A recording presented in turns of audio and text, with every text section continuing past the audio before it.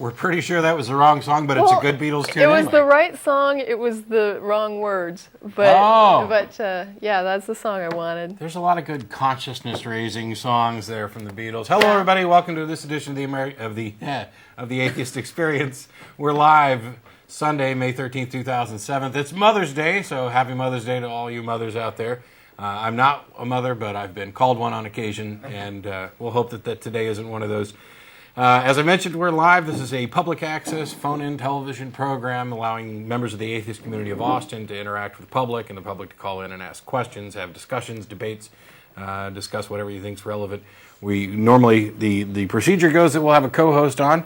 I'm Matt Dillahunty, and joining me this week, Tracie Harris, and she'll be talking about consciousness a little later, which kind of, ties back to the Beatles song.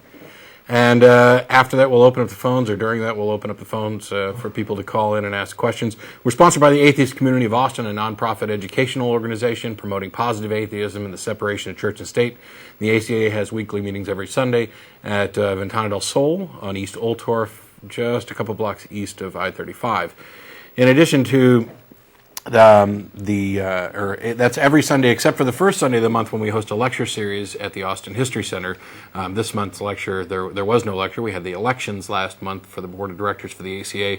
Next month's lecture will be the first Sunday in June, and actually I'll be the lecturer. We've run out of people who know what they're talking about, so I'll be doing it. I'm gonna give a kind of a slideshow presentation along with some information on the history of hell throughout various religions and canonical and non-canonical versions of hell as well, along with a lot of art I'm going to try and populate it with, just because I happen to like religious art, and especially art from hell, and you've got Rodin's Gates of Hell and other stuff like that. So we'll have a good time and have some fun. We're going to continue the lecture series. We're booked for the first Sunday of the month all the way through the end of the year. I'm talking to a few people to come in and give special presentations about other things that may not even be necessarily related to atheism, good things to support the community, help out, donate some time, and we'll talk more about that a little later on. Last week we had Vic Stinger on the program, thanks to the Center for Inquiry, and we want to thank them all again for setting all that up, and also announce that the Center for Inquiry Austin, if you go to centerforinquiry.net/Austin, you can get more information about what's going on in the Austin area by CFI. In addition to this program, the ACA also sponsors a bi-weekly audio internet podcast called The Nonprofits. That's PROPHETS, and it's hosted by Dennis Lubay and myself.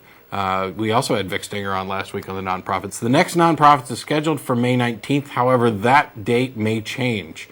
There are conflicts with the May 19th date, and we may try and do it early, we may try and do it late, we may skip it, whatever, but I'll try and get information posted on the website as soon as I can, and as soon as we've made up our minds about all that.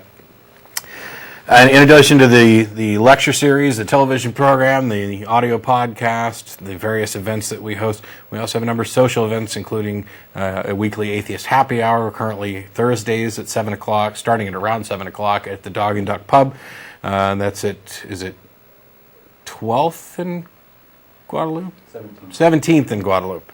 For everybody. So I hadn't made it very often, so I forget the address. But also, the ACA had its bi-monthly blood drive yesterday. Every 8 weeks, or whenever we're allowed to, depending on what list we're on, we get together and go down and donate some blood. We want to pass out the word to everybody. Prepare, mark your calendars. The next one's in 8 weeks, or for some people, 16. And we'll have the information up at the website as well.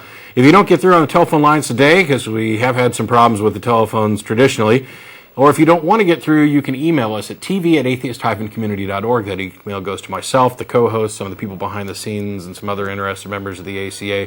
You can contact us and ask us any questions there at all. You can also visit our website, www.atheist-community.org, and there'll be a column on the right-hand side with bulletins about what's going on, including blood drives or activism alerts or anything like that.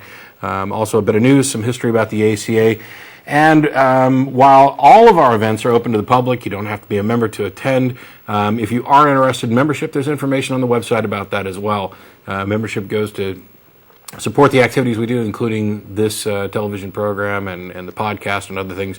And it lets us know how many people in the Austin area are interested in what we're doing, interested in helping out and supporting, not necessarily financially, but we're welcome to have people come down and give their time to help run the cameras and help out on the TV show and the other efforts that we do.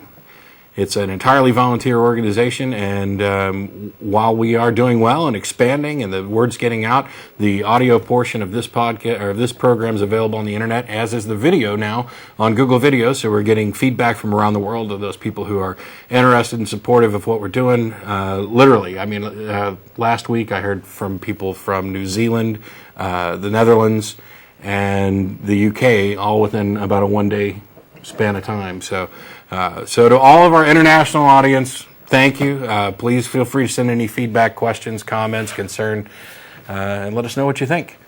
We may or may not have a guest calling in today. If we do, I'll tell you about it, and if we don't, well, I'll just tease you and we'll wait till next time. So, how you doing? Okay.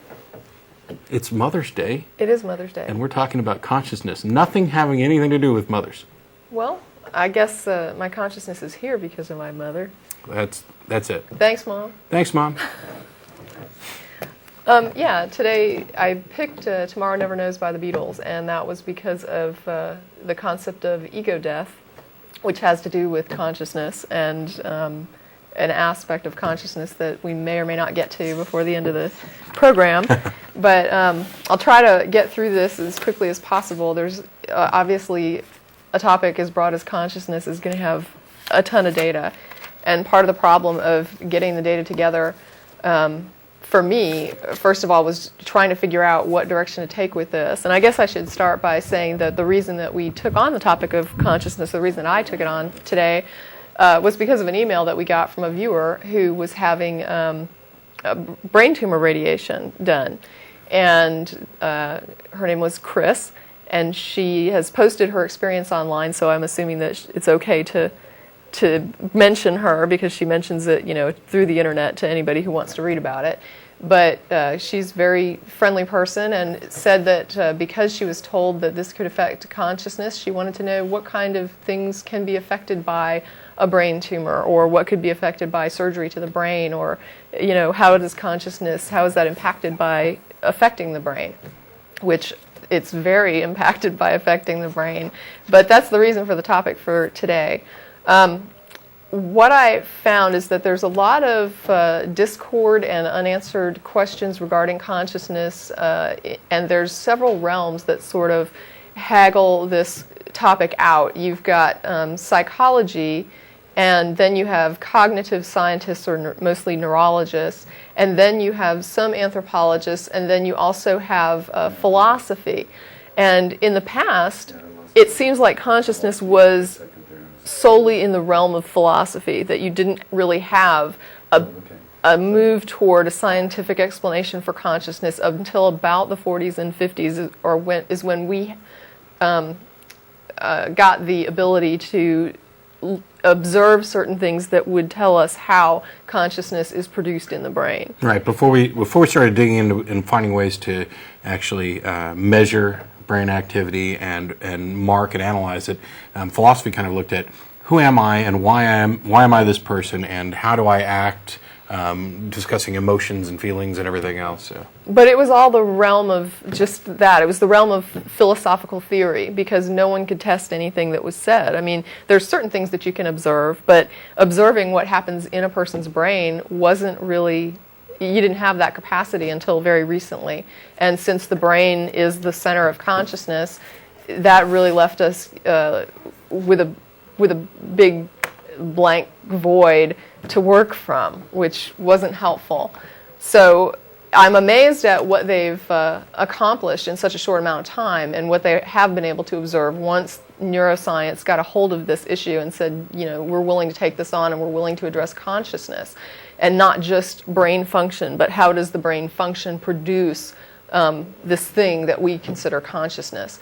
And that was the other problem. What is this thing that we consider consciousness? Pinning that down was impossible. You basically have to pick.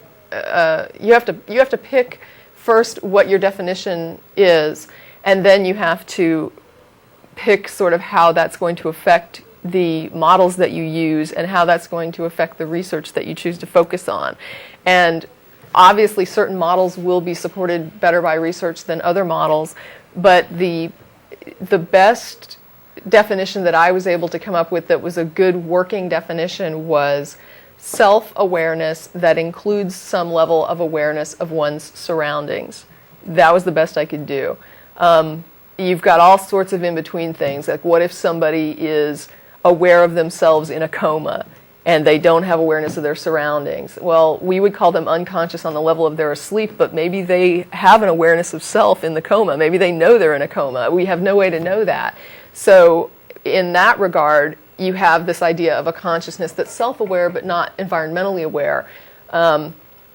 And I can't really say that, okay, that's not consciousness, because there is no definition that I can lay down that everyone has to adhere to, or that is the definition of what is consciousness. Right. But I'm choosing self-awareness with some level of environmental awareness. Part of the problem that comes with just saying awareness has to do with the idea, and at first it sounded sort of far-fetched. When I started to read some of the models that were thrown out there, it was very simple to say, oh, this isn't awareness. But then when you start thinking about, well, what would I consider awareness, and what constitutes awareness, and is a reaction to something proof of awareness? And if it is my thermostat aware that it's 70 degrees when my air kicks on?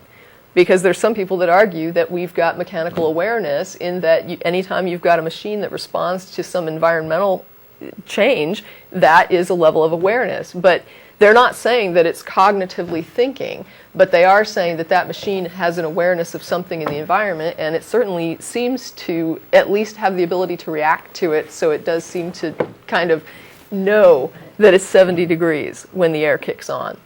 And then you have things like computers, which throw a big wrench in the works, because you've got a machine here that's an amazing model of human consciousness. You've got an innate structure in the hardware, and then you've got like software that goes into that, which makes for a really interesting model of innate brain structure and how that might be affected by external factors such as culture or upbringing, or ideas that you might come in contact with if you read a book or if you see something traumatic, what that might do to your consciousness or who you are based on an innate structure that maybe someone doesn't have those experiences and has a different kind of software running. The computer, it acts as an information processor, which in a large part, that's what a brain is. It processes information. The computer can protect itself. The computer can respond. But we all seem to understand that it lacks the same sort of awareness that allows us to do those same functions.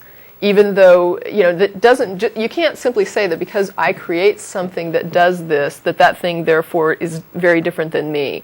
But at the same time, people would look at you like you were nuts if you started to say that, oh, that computer has consciousness just like I have consciousness. Right. Obviously, there's even saying that in all these ways it's very much like me, we all seem to recognize that, but there's some spark of consciousness that's not there that makes it different than me. And that's the hard thing to pin down.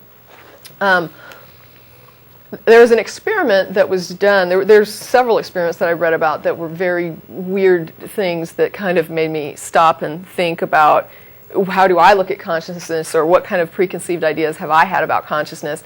The one that it hit me like a ton of bricks was a study by Benjamin LeBay, who's a physiology researcher at University of California. And what they did is they had people sit in a chair, and they told the people to move their finger, and then the person would move their finger. Well, they had the benefit of being able to use people who already had electrodes in their brains due to different reasons, like maybe brain damage or some sort of brain surgery. Well, these people they could monitor their brains in ways that you couldn't monitor a person's brain from the outside. When you check these neurons, there's a neural pattern that indicates that the brain is becoming active, that it's starting to process something. Then there's another firing of neurons that indicates that there's an intent, that I'm going to do something. And then you have another firing of neurons when you actually do the thing. So what happens is at flat line 0, the brain starts to activate. You start seeing brain activity to the command of move your finger. At 0.3, intention is noted, and at 0.5, the finger flexes. What happened in this particular study is that there was a discrepancy between there seemed to be neurological intent prior to the person being neurologically aware that they were going to do the thing. So it seems like you're consciously aware that, okay, I'm moving my finger, I'm going to move my finger, after your brain already fires that you're going to move your finger. So the brain is telling you you're going to move your finger, then you become aware you're going to move your finger, and then you move your finger. Right. The problem with this is that it appears as though the decision is made before you're aware the decision is made. And this calls into question, what is consciousness? If my brain is making choices for me before I even know the choice has been made, that's a little different than what I have come to think of as my consciousness. Right. And the reason for that is because I'm not aware of what I'm not aware of. So when you have a moment that you're aware of something and you're not aware of it prior to that, that's why you don't think of your consciousness as a second level reaction. It's just you becoming consciously aware of moving the finger is just as secondary as moving the finger. You need the command, and then you need to process it. Then you become consciously aware, then you move the finger. So you have this brain that is pretty much generating a conscious awareness of something, and it's also generating the movement. But at the same time, the thing that seems to be running the show is behind your consciousness. So it's not, it calls into question weird things about free will, because while there's an argument now that free will is no longer the will to act, but that it's the will to veto the will to act. So in other words, your brain pushes forward this thing to move the finger, but you can, when you become cognitively aware of that, say, I'm not going to move my finger. So it doesn't negate free will, but it makes free will kind of a negative thing. Like you have the right to veto your brain action, but you're not ever committing that action or committing something without the brain already committing to it before you're even knowing that you're committing to that. And it was just kind of a weird, I hadn't ever thought of it that way. Right, and we're not just talking about like a time delay and like reflexive action. No, right. This isn't the person tells you to move your finger and this is how long it takes before you can do it. The zero time is your brain receiving the information and is processing that from there on out. Right. So it appears that consciousness is created by, or I guess it's a function of the brain. You have your brain is doing stuff, and sometimes your brain makes you consciously aware, and sometimes it doesn't. And that was the other thing. Your brain is involved in a ton of things all the time that you are not consciously aware of. Your brain is controlling your heart rate, your brain is controlling your breathing. Now, you can exercise control over your breathing, you can hold your breath, you can stop your breathing, but most of the time you're not even thinking about it. You're not really aware of your breathing, and you're not aware of your blood flowing, you're not aware of your liver functions, but your brain is controlling all of this. And you are not aware of it. The only time you become aware of it is when someone tells you, hey, we've done research and we know your brain controls your liver function. Otherwise, you have no idea your brain is controlling your liver function. You have no conscious awareness of your internal structure. The brain does not create a model of the human internal structure. It doesn't make you consciously aware that you have a heart, that you have a liver, that you have a gallbladder, that you have an appendix. If you didn't cut somebody open, you'd never know that. And so you have your brain running this body, and then it has models of everything that it creates in reality. You get visual impulses, light reflects, it comes into the eye, it goes to the brain processes the visual image, and then you have a visual model. And even I am a model created by my brain. So I'm a model that my brain says, this is Tracie. This is Tracie's hands. This is the table. This is the pen. And my brain models all of this stuff based on visual imagery that comes in. This is how I see the world. And it's the same with hearing. You have you'd have like aural models, or you'd have, anything that your brain is going to process, it creates models of the world. The reason that you don't have a model of your internal structure is because your brain doesn't create that for you. Your brain is dealing with it, so your brain is functioning. Now that we've with actually it. cut people open and we have an understanding, right. we can begin to create, the brain Right. can begin to create those things. So you can conceive in your head where your Right. heart is, where your lungs are, what they're doing. You can concentrate more. Right, on but it. it's just, I guess the thing that I'm trying to get at is that even though the brain is involved in all this internal function, we don't have an awareness of it. It's almost as though the brain does not make an awareness of that. And part of the evolutionary response to that is that the idea that if you had to be consciously aware of everything that your brain is doing to keep you alive, you couldn't function. right, you would ruin your ability to survive. So we see the same thing a little bit in finer detail workings of the brain, where you're trying to, let's say, analyze a problem. If you had to, some of the people, and this came up, there was a debate between, Ray Comfort, Kirk Cameron, and the Rational Response Squad. And one of the things, of course, that Ray kept trying to do was say, well, you depend on faith for that. You have faith in history books, and you have faith in science, and you have... he's using faith in a different way than we do. But right. The point that I was getting at is that we do rely on, let's say, the information that we get from scientific experts. We trust it, but it's not faith. It's not blind faith. We trust it because we have good reason to, because the evidence continually supports it, and as soon as it doesn't, we chuck it out. But if we didn't take that step to trust people who are more knowledgeable in certain areas than we are, to some extent, I'm not saying put your life in their hands under any old circumstances, but you have to trust somewhat. Because if you didn't, you could not ever get anything done. You would have to constantly be investigating everything. This cup here, is it really solid? I'll have to touch it. Is it going to hold water? We'd have to constantly be re-examining everything about everything. You build up this kind of, you scaffold yourself up to a point, and then you kind of dismiss what built you up to there, and that causes problems. It causes problems because when you've forgotten why it's okay to have a decent level of trust in this particular claim, when you've forgotten everything you built up on it, then you can insert things in there that don't belong. And that's exactly what we see from creationists.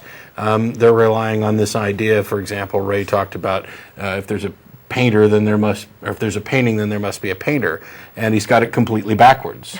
Right. The reason that we can call it a painting is because we already know there's a painter. We have plenty of experience with that. We have scaffolded ourselves up to the point where we can instantly recognize the painting. But the fact that we've forgotten why, or maybe not ever properly understood why we got to this point of calling it a painting, allows him to come in and stick in whatever injections he wants. So because we have a tautology between painter and painting, and now he can just say, well, if there's a creation, there must be a creator. Well, I agree. If there's a creation, there must be a creator. Demonstrate that this is a creation. When you look around at everything in the world and everything in the universe, you've got to actually make that demonstration. But I sidetracked us way off consciousness. No, that's perfectly fine. Anyway, it was just interesting to me to see this model put forward of consciousness as a brain projection. Right. That the brain is projecting conscious awareness. I just hadn't thought of it like that, and it was a little strange to sort of absorb that. And the language that we're forced to use, you say your brain, Yes. etc. Like there's you and then there's your Right. brain, when in actuality, We'll your get brain to that. kind of... Yeah, we'll get to that. It's good stuff. But another thing that works into consciousness, now we talked a little bit about the definition of self-awareness that includes some level of awareness of your surroundings. Well, this kind of, one of the other elements that comes into play is memory. And, am I conscious? And when you ask yourself, what is conscious? Is it just the momentary, I'm aware? Or is it the idea of I? Is it the idea of ego? Is it the thing that I call me, because if it's that, then you can't dismiss memory. You can't separate memory from that. In other words, if I woke up tomorrow and get hit by a truck on my way to work and my memory is erased, I lose a part of my brain that just has everything to do with my memory, you have to ask yourself, am I still me? Is that me? If I lose awareness of everything that I've learned up to this point, is that still me? And most people would say no, that it's not. I mean, it's still the same person, but the thing that was Tracie is now so significantly changed that it's a different mind in there. And there's plenty of other things other than just having your your mind changed, or your memory removed. There are a lot of personality disorders, extreme, situations where Alzheimer's. Alzheimer's is one. There's the inability to make new short-term memories, right, so that everything is starting over from scratch. And these raise not just difficult questions for scientists and philosophers about consciousness and what am I and who am I, and how does all this interrelate. What it does is it, I think, cripples these claims about religion that you hear from perhaps conventional Christians, where belief is the key element, where faith is the key element of your salvation and your responsibility. Because let's say I was a committed Christian, completely lost my memory, am I still saved? Is that person gone? If you're trying to claim that consciousness is, for example, a soul, a ghost in the machine, did that soul go away and get replaced by some new soul? And what are the mechanics for that, and how does that mesh with religion? Well, that was an interesting point, and I'm going to get to the religious concepts a little bit later, but one thing that was kind of weird to me is I went online, I was looking up Daniel Dennett, and there was a criticism of Dennett that I linked to. And I read the article, and it wasn't a badly written article, but one of the problems, it had some problems with it, but it was well written. But what it boiled down to, it was a believer, and they were writing that they were addressing the question of what came first, matter or mind. And in their head, it was very reasonable to say that mind came first. And so I'm assuming that their definition of God was something like a disembodied mind. But there is no evidence that a mind can exist without a brain. Right. I mean, there simply is none. Unless you're willing to call a plant something with a mind, you can't have mind without brain. There's a certain level of plant consciousness, but I certainly wouldn't call that. But there's still matter there anyway. Even if there's some kind of mind matter, there, it's still matter there. Can you demonstrate anything? The idea that a conscious mind can exist without something to produce that is unfounded in all of research or in all of history. I mean, it's just there has never been anything to illustrate a disembodied mind. Now, I don't mean to imply that anyone who is a believer believes this, that's their model of God. It was just in this one article, and I just thought it was very weird that that someone would put forward that matter followed mind, because it doesn't work that way. It's the inverse of everything we understand about. Yeah, there is no model for that. There is no precedent for that. It's the argument from out of my ass. I don't know what else to call it, because you're just disregarding everything we know about reality and simply making something up. But let's see. So we went through Damasio. There was a researcher named Damasio, and he's a neuroscientist. And one of the things he didn't play baseball? No, he talked about the immediate consciousness. He called it core consciousness. Right. And then consciousness that has to do with contemplating your future and understanding your past or your memories. He called that, where do I have that? The extended consciousness. So he understood the problem of saying there is a conscious mind that isn't necessarily connected to memory, and yet without memory, I'm not me anymore. So he was sort of trying to address what type of consciousness are you talking about? Like just an immediate awareness? Because we all have like that, we're aware right now. But then there's another form of consciousness that people think of as the ego, as me. I am the thing that is the consciousness. Right. And if you're talking about that, you can't disregard past. But then again, like what I'm saying, the definition is strictly whatever you're comfortable with calling consciousness. It seems like different people use different models. We actually touched on this a little bit on the nonprofits when we had the long discussion about free will, because it's hard to disentangle the two. And you were talking about, at what point would we decide, for example, that a computer has attained consciousness or self-awareness and everything? And I think one of the things, and we may be getting closer to this as we move towards multi-core and distributed computing type things, because I think one of the key elements is not just this idea of self-awareness and perhaps slightly more than awareness of surroundings, is the capability for kind of recursive nonlinear thought, where you've got this mixture of the brain doing mechanical things which are completely irrelevant to consciousness, yet the consciousness can interact with that.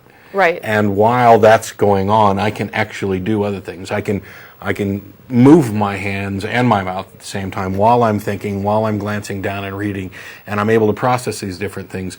It could just be that what we're seeing is processing at such a complex level that consciousness is what emerges out of it, or what we label the behavior of what emerges out of it. Sure, and actually free will is another aspect that gives some problems. The idea that what if you had a conscious awareness that had no free will? Would that still be consciousness? At what? And at first, it almost sounds like it's not connected. Like I thought to myself, why would free will be a factor? Because what if you were completely paralyzed, you couldn't exercise? And well, the person I was talking to said, but you could still will, you could still want something, but without free will, they felt like that shouldn't be considered a conscious being. That, for example, a plant is not able to illustrate free will. It might have free will, but we have no way to indicate that it does. It sort of grows toward the sun, but could it choose not to? I mean, I don't see any reason to assume that it could choose not to grow toward the sun. It's probably going to grow toward the sun. Any plant that can get towards sun is going to get towards sun, and I'm not sure they that may it has be free able will. to. They're just smart enough not to. Right. I mean, but there's no suicidal plants apparently. But I mean, I'm going to hide under this rock. Oh wait, some of them do. So the idea of how conscious do you want to get, or do you want free will in that mix or not? Some people are not happy calling it consciousness without free will. And one of the things that reminded me of was Isaac Asimov's I, Robot. Right. Because that, to him, in that story, that was the sort of gauge. It wasn't about how conscious or how able to process information or able to express itself the robot was. And in case anybody's not familiar with the story, a robot, upon his master's death, goes to court to try to become an autonomous entity, that he wants to not be a servant anymore. He wants to be his own. He wants to be independent, I guess. And what it finally boils down to, the question that it comes down to is, if a thing is capable of saying, I would like to be independent, then we should grant it independence, or at least consider that it should be looked at as something that we should consider giving independence to. That to Asimov in the story, he was saying free will and something that can express its will means that you've got something sentient, and you then therefore have to regard that thing. It doesn't mean you have to do what it says or do what it asks, but you certainly have to recognize that you're dealing with a thing that can express a will. Right. And so expression of a will in that regard does become sort of key to the idea of a conscious mind and what you want to recognize as conscious and autonomous. And we get into kind of an additional problem, because I think for example, dolphins are highly intelligent. As far as I'm concerned, they're conscious. Right. As far as I'm concerned, they probably have free will. Right. They can be trained and interact, and they've gone out of their way to protect they'll protect humans. Sure. Even in some cases. So this issue of consciousness and free will ends up kind of being secondary to a whole separate issue about the level of consciousness, when one would attain Right. personhood. For example, if some alien species happened to arrive on Earth and they were technologically advanced, and they, obviously there'd be a lot of problems, and I'm sure some people would be panicking. But at some point or another, we'd have to make a decision about whether or not that species, that alien race, would get human rights, where we start changing the way Right. we think about things into more of a personhood type situation than just a species only. And then you have to go down the road of, okay, so what sort of rights do we then afford to the animals that we've been, eating and Right. killing along the way? So. It is an interesting question, and animal rights specifically creates a weird sort of pull, because on the one hand, you have animals that are used for food, and on the other hand, you have pets. So, if somebody cuts the throat, bleeds a cow, cuts it open on a slaughter line before the animal's, wasn't properly, put down, and nobody wants to know. It's okay because it was a slaughter line, the animal's going to die. So then you have, and I'm not saying that I think that's okay, I'm just saying that society in general is like, we don't want to know. Whatever happens in the slaughterhouse, we don't want to know. Yeah. But somebody, beats their dog to death, and they're in court. Oh, yeah. And a lot of times, my personal opinion, they don't get the sentence they deserve for something like that. But how do people resolve in their minds eating a hamburger and then coming home and loving little Fido? They don't. It's very weird. So they compartmentalize. Yeah. And I'm very good at it. Well, anybody looking at the screen can tell that I like meat and ice cream and all kinds of things that I probably shouldn't eat. Well, I'm not going to say that a person can't be cognizant. I mean, you could live. There's people that live on a farm. They're very connected to the animals that they eat and the animals that are their pets. They would no more kill and eat their dog than they would kill and eat their child, and yet that chicken is dinner. So even people who are very much aware of, it's just, we have these differences. It's not that the cow is less sentient than the dog. It tastes better than the dog. The cow is dinner. It tastes better and it's less cute. But there is this idea. It's you have to get in. It's a tricky question, and I think that that's why you get a lot of kickback from animal production companies. Like when people are producing cattle, people are producing food animals, they often end up in court with animal rights groups because they are against any kind of legislation that wants to promote an animal having some sort of rights to certain treatments because they're in the business of slaughter. And then you have an animal rights group that wants to promote this for sometimes the rights that they want to promote as a society, we think, well, sure, I don't want somebody to hurt my cat or hurt my dog. But then when you think in terms of how does this affect our laws that govern our food products, it causes a problem.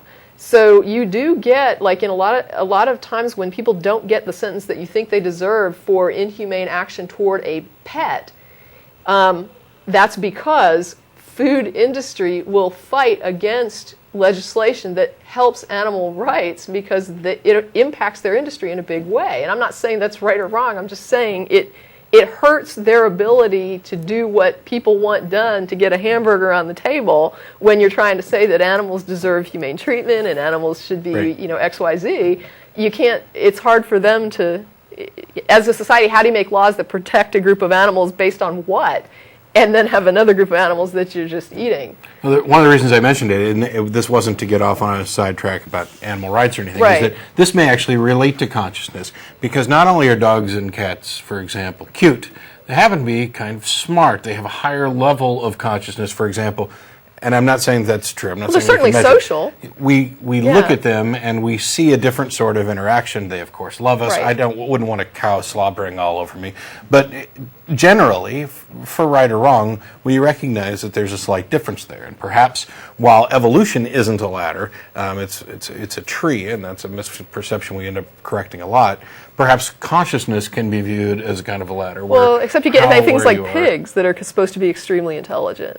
Yes, but they're not. I'm aware that they're intelligent, and I know that there are some of you out there who have pigs as pets and swear that they're the best pets ever. You might even have trained them. I'm sorry, you're wrong. I don't see pigs out catching frisbees, bringing slippers, snuggling up on the bed. Maybe they do. Maybe they do all of that.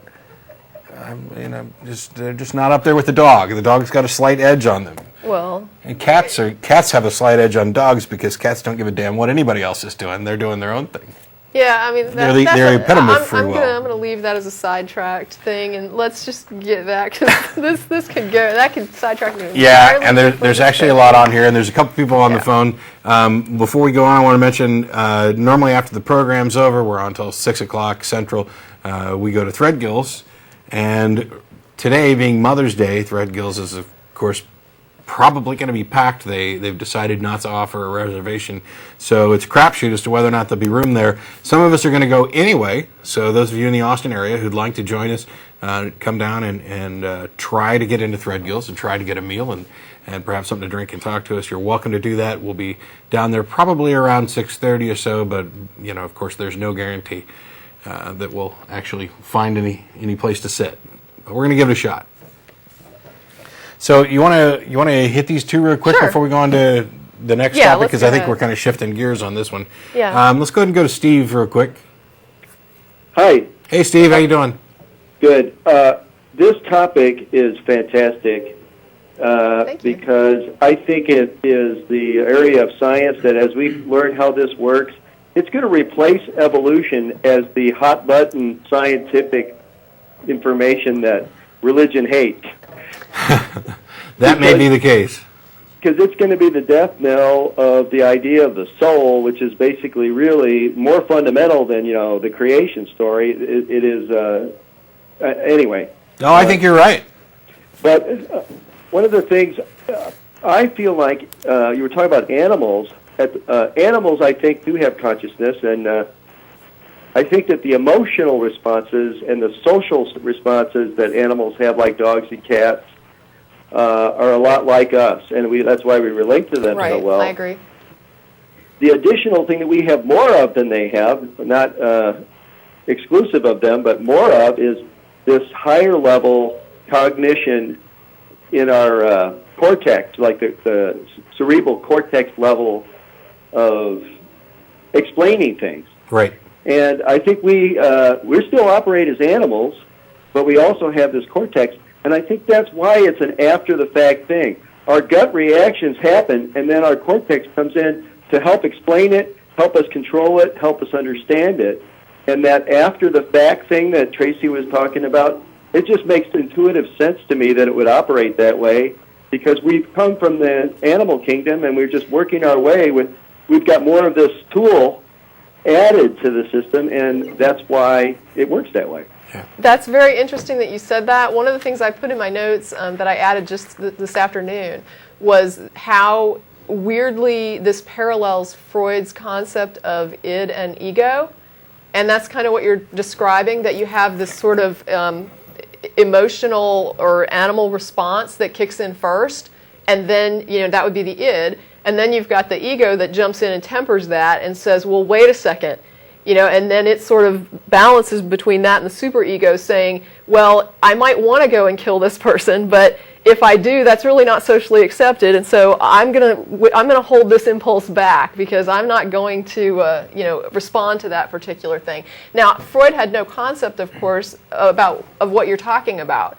But it's weird to me that he was able to observe this idea that you've got these three things going on. You've got the animal impulse that's happening. Then you've got this social expectation that occurs that we all sort of have to modify our behavior to suit.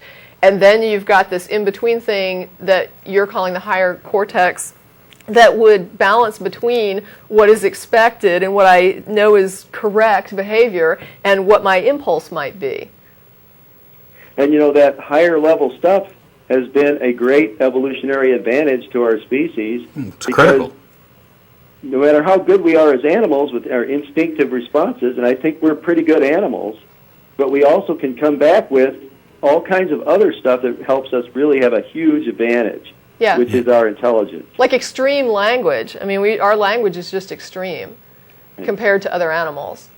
Anyway, this is a fantastic topic. I think it deserves more than one visit. So thanks for bringing it up. With as much material as Tracie's got, it's very likely to get more than one visit. Thanks a lot, Steve. Appreciate the call. Yeah, I've mentioned before this idea of we kind of live life training ourselves how to think, how to analyze situations, how to understand reality. And part of that is this idea of the visceral gut reaction, which is kind of with the ego or whatever, acting as a check and balance on that to say no. But it's not this simplified interaction of I want to do this, but I can perhaps stop myself from doing this. There is kind of a third level where you're manipulating both of them and training yourself so that your initial gut reactions are much more in sync with Yeah. reality and what you want to do and what you should do. And I think that's the part of the consciousness, free will thing that makes us who we are. But that was, that's Freud's whole concept of ego was about that was the part of your personality that balanced your gut impulses against what you felt should actually be manifest in your behavior. Did you want to do another call first? Yeah, let's go on. We'll take Joel real quick. Hey guys, can you hear me? Yeah, how you doing? Hey, not bad. So I think I have maybe less of a question and more really of some commentary about how you guys are describing consciousness and the topic that you guys are using today. Specifically, I think what I mean is that the human mind is a product of the ecology of the animal that we are. It didn't come to exist in a vacuum. And the fact that we can be aware of the activities of our mind gives us the feeling of awareness, of self-awareness. And you guys are, just like all of us, when we try to describe this, falling back on words like awareness, the recognition that I do exist and that, there's some sort of kernel of agency that underlies, the decision-making process and what's driving my behavior, and yet being able to interact with it and control both the experience and also, the motor activity that it drives. So anyway, and I felt like, the notion of consciousness and the way you guys were just kind of describing it, banding it about, is something that happens all the time because we have these crude instruments, words that we use to try to capture and describe, the experience. But and we can fail. Yeah. Say again? And we can fail at it. Not only are they limited, but also there's this idea that the concepts themselves may be limited because it's such a fledgling area. Like Daniel Dennett kind of talks about perhaps the Cartesian theater of the mind, and other ideas where we tend to separate self from the consciousness, which I think is what you're objecting to, and that's not intrinsically true. Is that where you're? It seems to be an artificial distinction that I agree. Has framed the whole approach into this subject when we think about it, and we can maybe thank the likes of Freud and Jung for this. Right. I agree that it's an incorrect kind of terminology. It's an incorrect kind of analysis.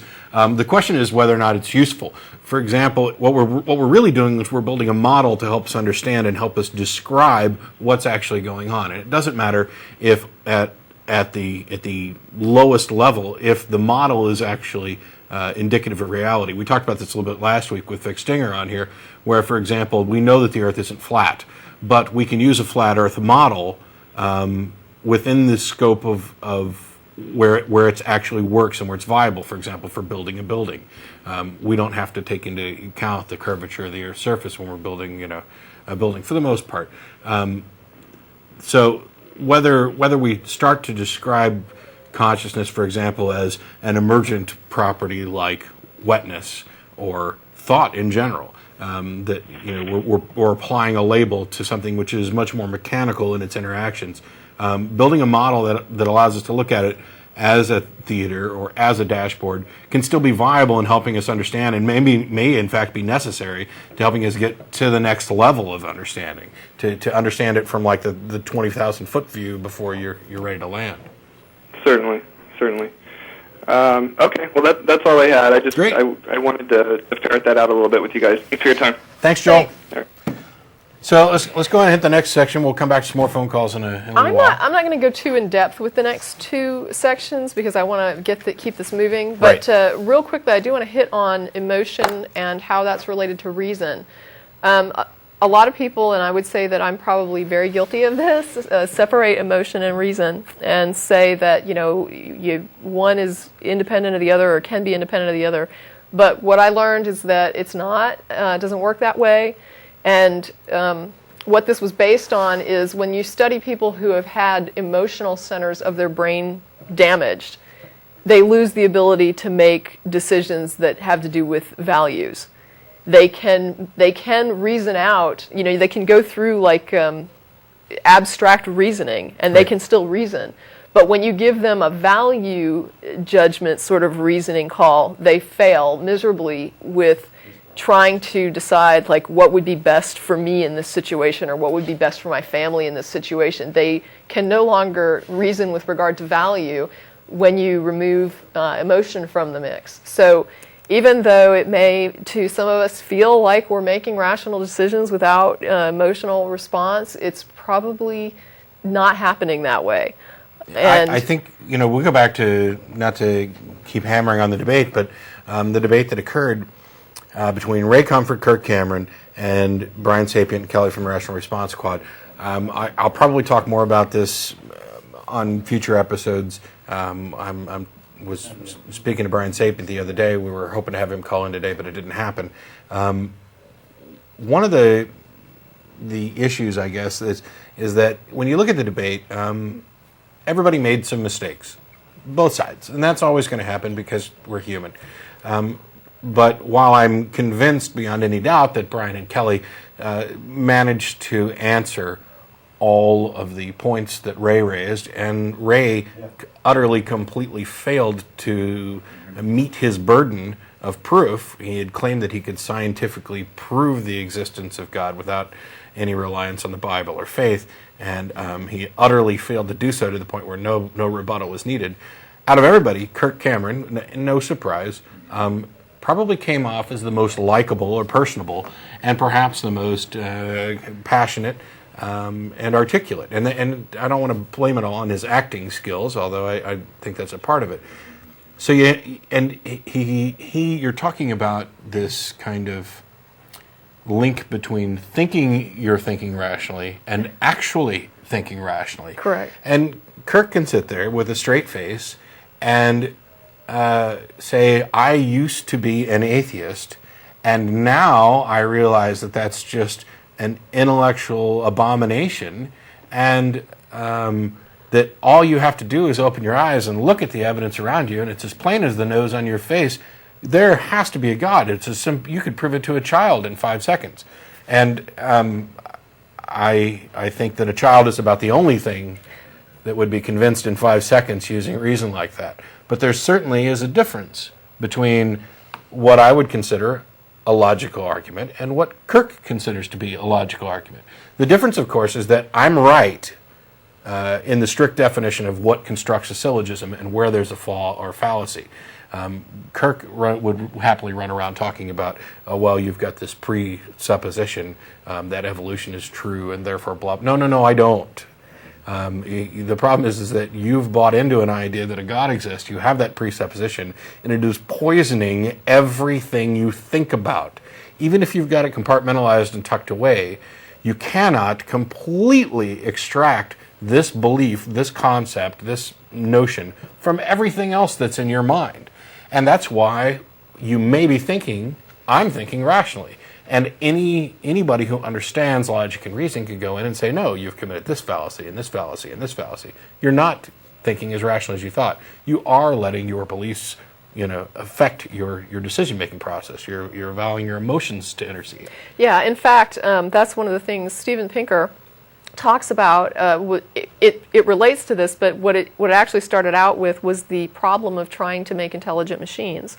And what he says is that you can load fact after fact after fact into a machine, but you have to be able to get it to have the ability to randomly be able to pull the relevant parts of the information to put them together when they're needed. And that's the problem that I would probably argue that there's some people that can't do that. But with him, what he was saying is this is the big problem with artificial intelligence is getting the machine to know which pieces of information are relevant to a specific problem. And that's why Google will take over the world. Well, one of the things he talked about was, you can teach a machine that fire is connected to light, that fire produces light. And you can, even teach it that, fuel is flammable. And yet the machine might still come up with a scenario where it lights a match to look into a fuel tank because it doesn't pull the relevant information that's necessary. But I'm just looking at that and it's like, well, there's some people that might be dumb enough to do something like that. I think I've seen videos of those people. So I don't know. But that's the idea of, in a human being, every time, and that was the other thing that was really interesting to me, every time you encounter an object, it affects you gain like a neural imprint of that object. So you see this pen, you get a neural imprint of that pen. Every time you encounter an object, it changes your brain. You gain new neural input from every object you encounter. And it kind of, for a second when I read it, I was like, wow, that reminds me of the uncertainty principle, which is that when you observe an object, the object is changed. And I'm like, well, it's just sort of the opposite. It's like when I observe an object, the observer is changed. It's like, well, is anything not changed by observation? Nothing. Everything changes. There you go. It's all different. So that was kind of an interesting thing. Did you want to do another call, or did you want to move on a little bit? Are you a gap between I'm a here couple? now. So yeah, let's go ahead. We got a couple people on the line real quick. Let's go ahead and go to Jerry. Well, it's actually Terry. It's Terry? Okay. This is a great topic. What you had referred to a while ago as free will is also sometimes referred to as conscious volition. Right. And so let's see. If the critter has conscious volition, perhaps it has also the property of personhood, which means that it can have rights and obligations. Okay, we're right at the verge right now of being able to create such critters in the next decade or so. Let's say, for the sake of this discussion, in a computer, although that isn't necessarily how they'll be created. Okay, so now we have this critter. If it was your computer, are you still obligated to pay the electrical bill? Do you have an obligation to continue to supply it with electricity? And beyond that one, what about the perverted individual who would create such critters solely for the purpose of torturing them? Torturing and killing them off. Okay, so basically, I think there's probably three legitimate concerns that people of sincere ethics and beliefs on any sides of these issues would have. Number one, is the critter a person? Number two, since no person has an automatic claim on anybody else's resources, does that mean that you have to pay the electric bill to continue to sustain it? Third, if you wanted to get rid of it, but getting rid of it would impose a great deal of suffering on it, is that a consideration? And as you may have been able to tell by now, these principles, these dynamics, are not just limited to the possible artificial and persons that we may be creating soon, but they also apply to the abortion issue too. You're talking about something that would obviously be superior, closer to human, I guess, than pets. I wouldn't use the word human here, and I suggest that we stop being so species-centric and we start thinking in terms of what actually are the principles that would cause a critter to have the property of personhood that should be recognized. Person is I think, a better term. That's already debated in the arena of animal rights. I mean, that's being debated right now and has been for quite a while. Right, and they're trying to establish all the great apes with the same or similar rights to what humans have. I mean, and we had classify them as persons. just recently, didn't they just found like that 70 dogs in the dog fighting race? I guess it was some sports guy's estate. They found his cousin or somebody raising dogs to fight them, and we could, as a society, we call that illegal. Now, you could take your dog down to the vet tomorrow and say you want it put down. And if you can find a vet that'll do it, it's perfectly legal. Yeah, it's quite inconsistent. Yeah. And I would say, one of the criterias that we have to look at is volition. Now here's one that's going to scare a few people. Well, at what point does a human either have or has lost or doesn't have volition? Yeah, and we saw that with for example, the Terry Schiavo case.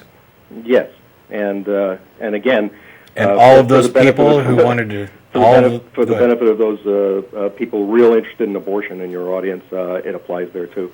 Yeah. These principles not only apply to today's issues, but this is my concern.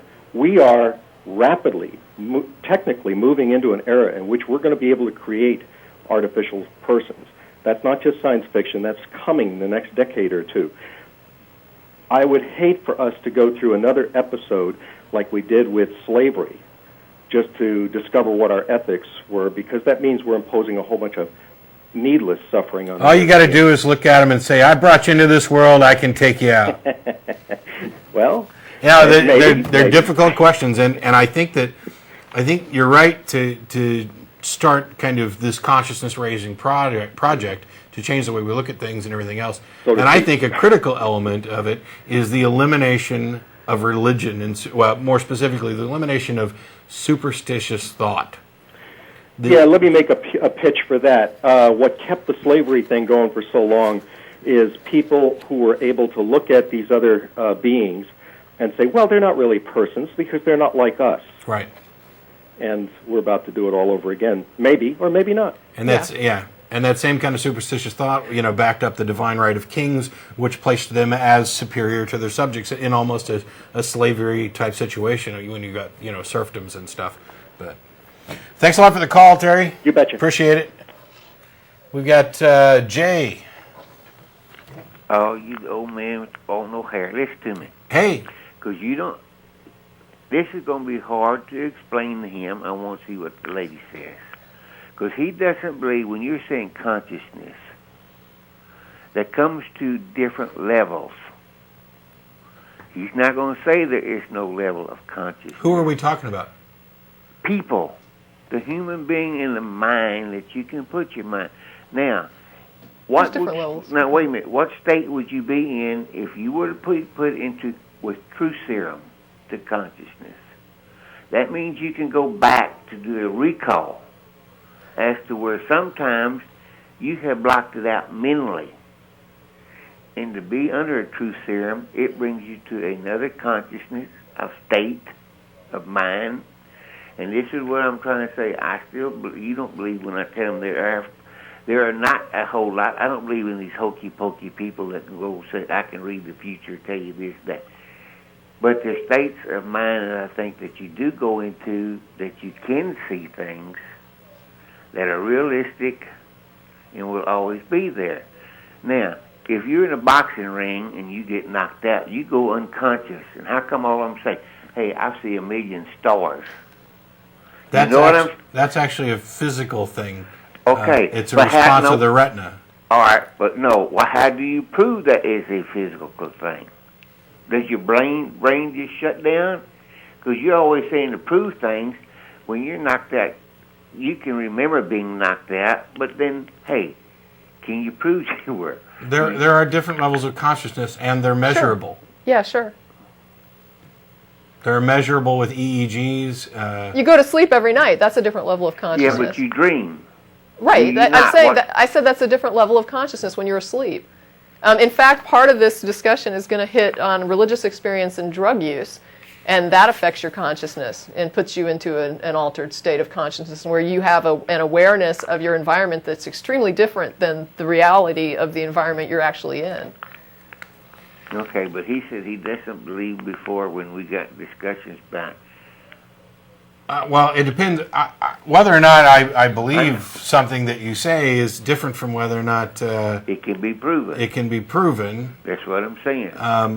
But different states of consciousness are provable. Difference, yes, and I, as I said before, you had called about people who see things, perhaps like auras or other things, maybe even as detailed as premonitions. I have no problem at all believing that these people see something.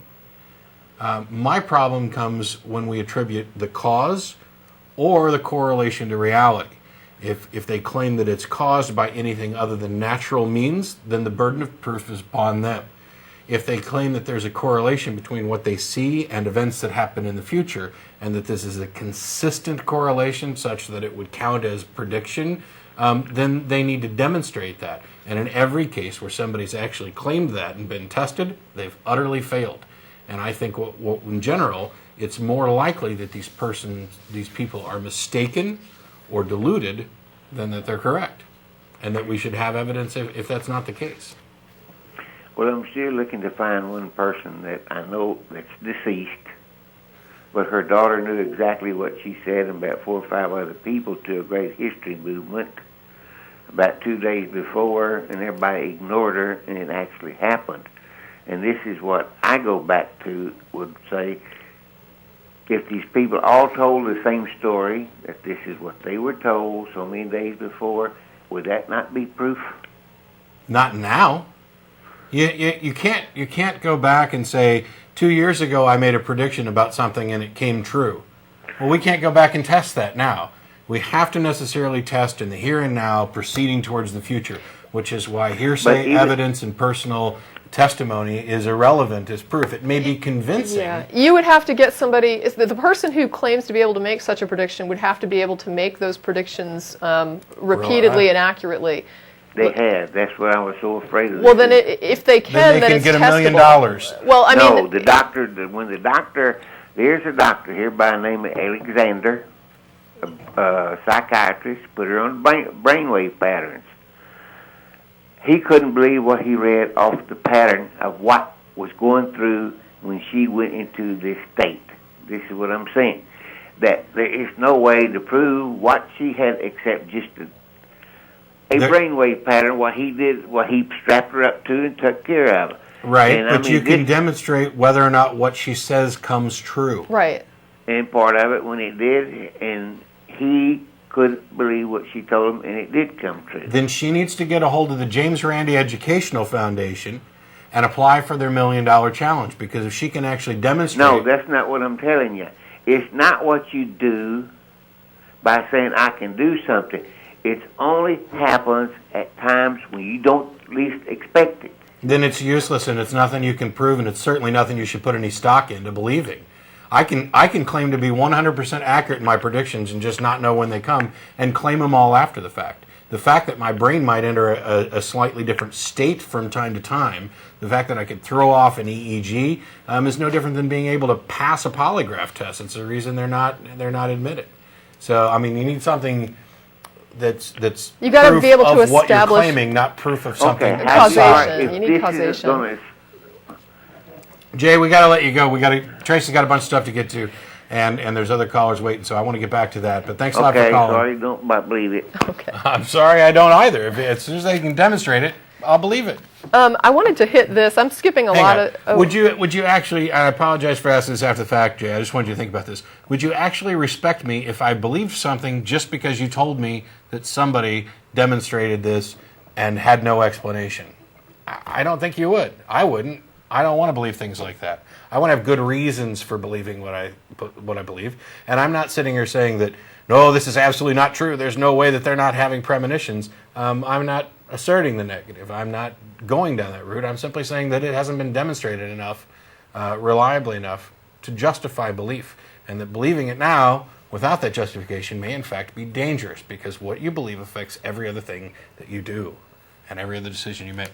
But anyway. Okay, real quickly, I wanted to hit this because I said earlier that we would if we got to it. Yeah. There's a Roman Polanski film called The Tenant, and I brought in a quote on that because it applied to something you had said earlier.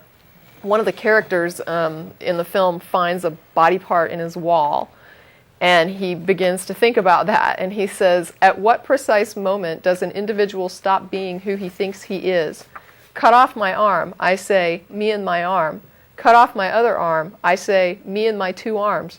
take out my stomach, my kidneys, assuming that were possible, I say, me and my intestines. And now, if you cut off my head, what do I say? Me and my head or me and my body? And that's an interesting question. Yeah. Am I the model or the consciousness that creates the model? This same kind of dilemma has been expressed in the idea of, for example, a ship, or we'll just say a car. We've driven a car around, we replaced some of the parts on the car. Eventually, after 15 years, we have replaced every single part on the car. There is nothing in that car that was there originally. Is it still the same car? Now, legally, of course, it's going to depend on what the vehicle identification number is, but you don't have that same situation in humans. And one of the things that we've talked about before is this idea that there's not an atom in my body that has been there since I was born. There may be some that have possibly returned. I'm not sure, because we were talking about that the other day. But essentially, at the lowest level that we can actually measure and detect anything, I am completely different in every single piece from when I was born. So where is the me? And that goes back to the cutting off what the head. what it begs is that question: am I the model or the consciousness that creates the model? Right. And is there a difference? If the brain functions as part of the body, then it's also part of the model. So is there a difference between the body and the consciousness? I'm not sure I necessarily agree with that. Okay. For example, my brain can move and control this pen by telling my body what to do. Correct. My brain, my consciousness, doesn't then become part of this pen. And it may be the same way that if I remove my finger, it's not a part, or if I remove a liver or a kidney, a kidney. But your brain is an organ, I guess, is what I'm Right. saying. And so if I'm asking myself, am I my body? The question is kind of a false question. Well, I think the answer is no.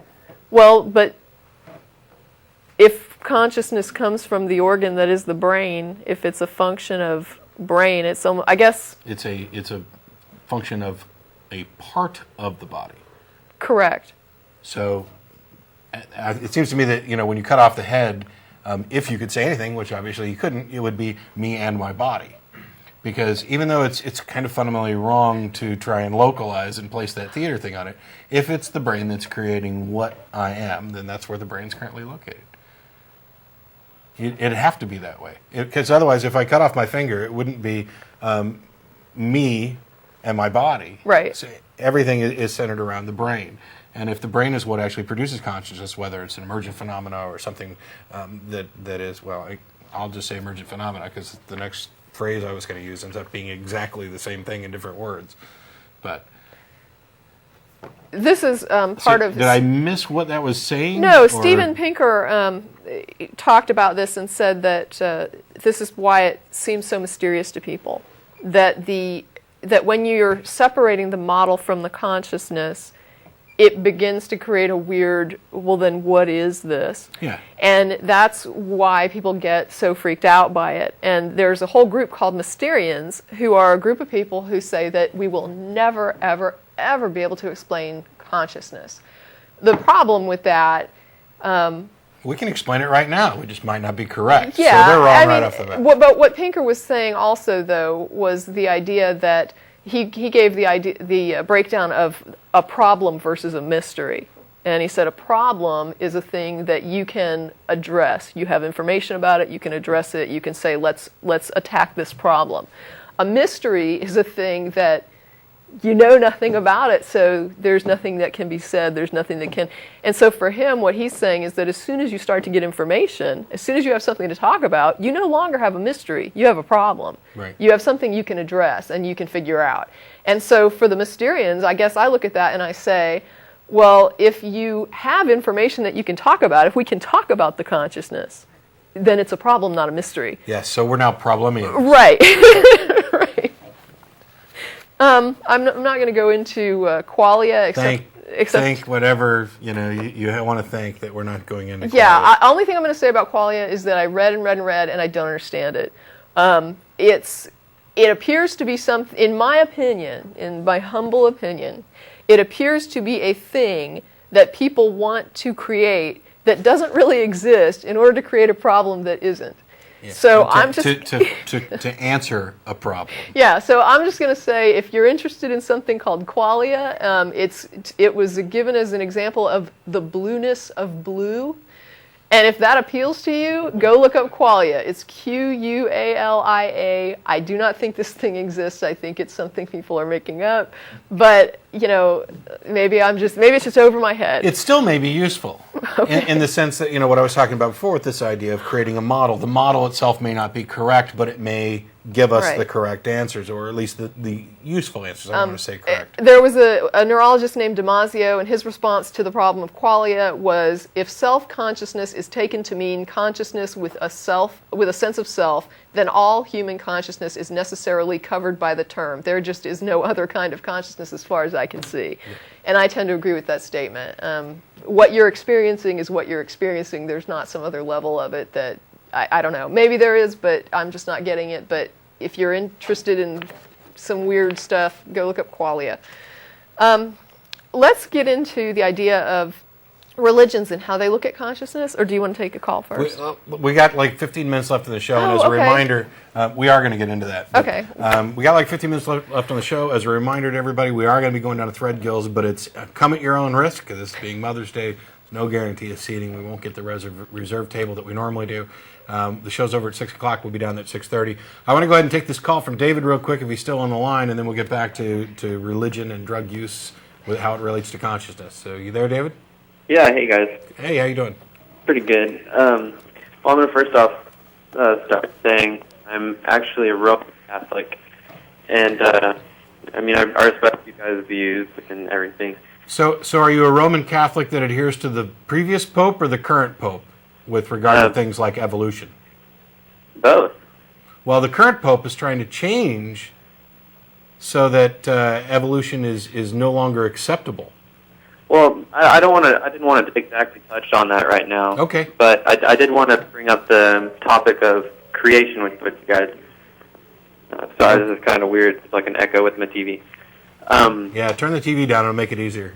Okay. I just wanted to give you guys something to think about here. Let's suppose you were walking down like a path, like in a creek. You're in the woods or something, and you come across a watch. Time out. This is the Watchmaker Argument, and it's exactly what I talked about at the beginning of the show, only Ray Comfort comes up with painter and painting, and he tries to disguise it. Basically, the argument is if you find this watch lying on a beach, you instantly recognize, because of its complexity and sense of purpose, that it was in fact intelligently designed. That's exactly where you're going, correct? Exactly. Okay. That argument has been demonstrated to be so horribly flawed, and yet I understand completely why it's presented, because it seems so reasonable. The reason why you recognize the watch is designed has nothing to do with how complex it is, how ordered it is, or any perceived sense of purpose. It's because you already know the watch is designed. You have a million examples of watches being designed, and none of them occurring naturally. And the occurring naturally is the key element. Humans occur naturally. Animals occur naturally. Rocks occur naturally. Buildings and watches don't. Now, some people have lodged certain objections to that, but I'd like to say that if you draw your analogy, your watchmaker analogy, out to its logical conclusion, that there is a God, and he created the universe and everything in it. Then in reality, he also created the grains of sand on that beach, and therefore you are walking along a beach full of watches next to an ocean full of watches and a stream and a tree made of watches, and you're reaching down and picking up one watch and saying, this watch is so vastly different from the millions and trillions of other watches that are surrounding me that it is therefore proof of a designer. It is a self-reinforcing argument. You're inventing a claim based on, as I talked about earlier in the show, which you might have missed, we recognize the design because we've scaffolded ourselves up to the point where we can identify that this is actually the case, that this is actually designed. We don't get to put the designed label on it until we're certain that it is. Well, I think you guys are missing the point of the analysis. I mean, let's bring this up. Let's say you were walking down that same path, and you see an eye laying on the ground. And how is that different? Well, it's not different. That's the point. You see an eye laying on the ground, and you instantly recognize, oh, that's an eye. It is made for the purpose of seeing. Mm-hmm. Exactly. Just switching the watch to the eye doesn't do anything to discount what I just said. Well, I'm not trying to make a difference. I'm trying to draw the similarity between the two. You recognize that both of them are made. I've already granted you that there's no difference in your argument whether you put a watch on the beach or an eyeball on the beach. I'll grant you there's no difference.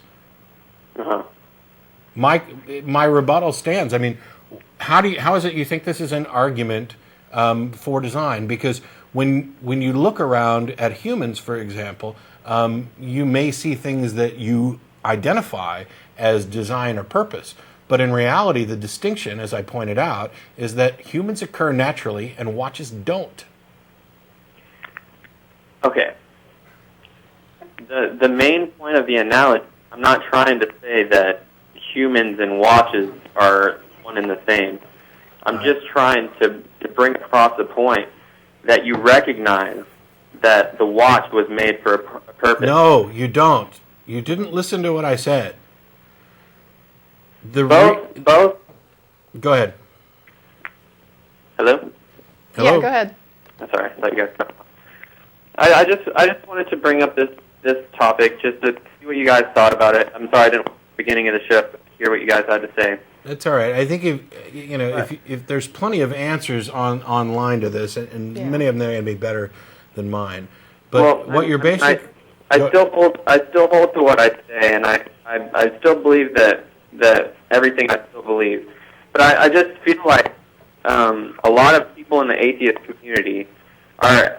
I'm not trying to offend you guys or anything, but you will look at yourselves and ask yourselves: are we relying on science too much?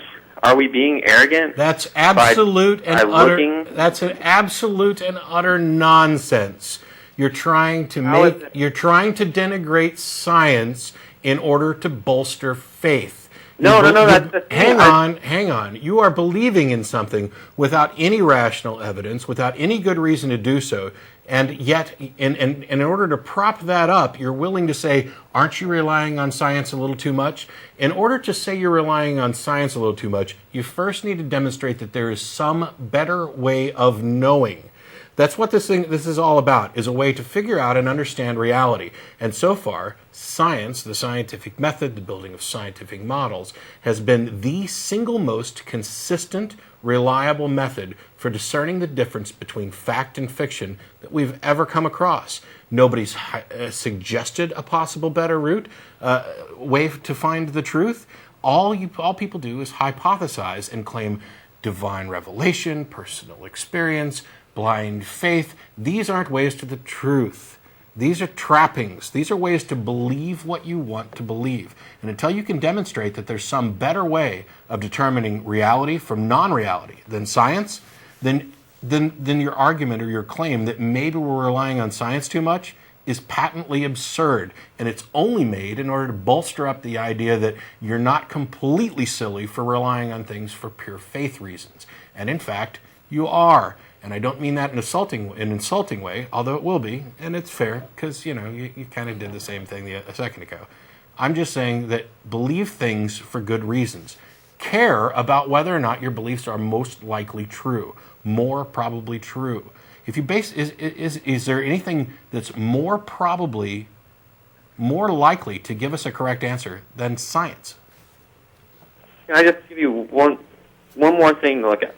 Sure, since you want to answer the question, give me one thing. We got 5 minutes and then we're done. Okay. There is scientifically proven that, I don't know how much you know about the Catholic faith, but a priest, as he was giving Mass, he was a little bit doubtful of the Eucharist. Do you know what the Eucharist is? Yes. He was doubtful of it, and he was doubtful of Jesus' blood. And as a sign, during Mass, Jesus turned that piece of flesh into his own flesh. And the wine, he turns that into his own blood. And this is fact because both the body and the blood have been preserved for over 1,700.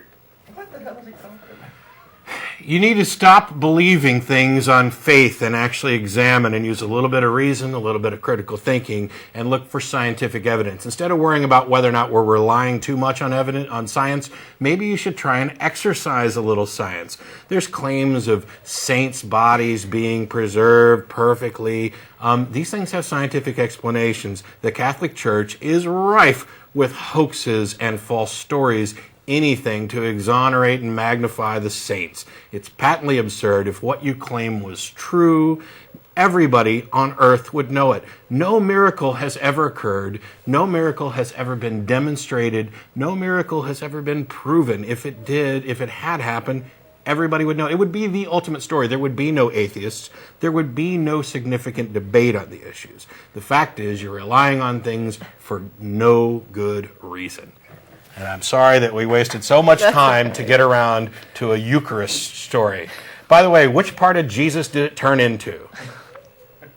Was it the foreskin, maybe? The Bible seems extremely obsessed with foreskin. I'm betting that's what it was. All right, so that was a little mean. Screw it. We've only got like 3 minutes left. Yeah, we're probably not going to get into the religious So we're not going to get into religion and drug use. I will say one thing real quickly, though. Sure. I just happened to catch something on TV a couple nights ago, and it caught my attention because they mentioned Francis Crick, who is like a neurologist who's involved with consciousness. Right. And one of the things that really surprised me Francis Crick's involved with consciousness? With study of consciousness. Okay. I didn't know that. Okay, yeah, him and Koch. I thought he was a DNA guy. They came up with some kind of 40 megahertz thing that was like a big deal, but I didn't really get into that because there's some skepticism about how it's related to consciousness, but there's arguments about how related. Yeah. But anyway, it was a televised university class. You know how they have those like universities that broadcast their courses. Right. Sure. Well, the gentleman was talking about genetics, but one of the things that he was describing, as far as the genetics lesson, they had a problem that required that they trace neurological connections in the brain, that they actually be able to see which neurons were connecting with other neurons and where that went. And I thought, man, that's a tough thing to try to trace. Yeah. So they actually came up with something. He called it CRE, and I tried to look it up online, and I found a few things. There's absolutely nothing in layman's terms. It's all in papers that were either way over my head, or you had to subscribe to some journal of virology or whatever to get to it. But they put in a virus that is dormant until the neuron fires. And so only the neurons that fire have this live virus. They did it in mice. Obviously you can't do this in a person. Wow. But they did this in mice, and they are able to track the neurological connections even through time. So it's not even just like, immediate, but maybe a month later, where has this gone? Yep. The credits are rolling. Okay. Thanks, everybody, for tuning in. As a reminder, we'll be at Threadgill's. Come at your own risk, but you're welcome. Any atheist or atheist-friendly person is welcome to come to attend. Don't come down to preach, proselytize, or provoke. We'll get more information to you about possible guests on future shows. Remember, the May 19th episode of The Nonprofits may, in fact, be postponed or delayed, and I'll have some more information about the debate between Ray Comfort and the Rational Response Squad. Thanks a lot for tuning in. We'll see you again next week.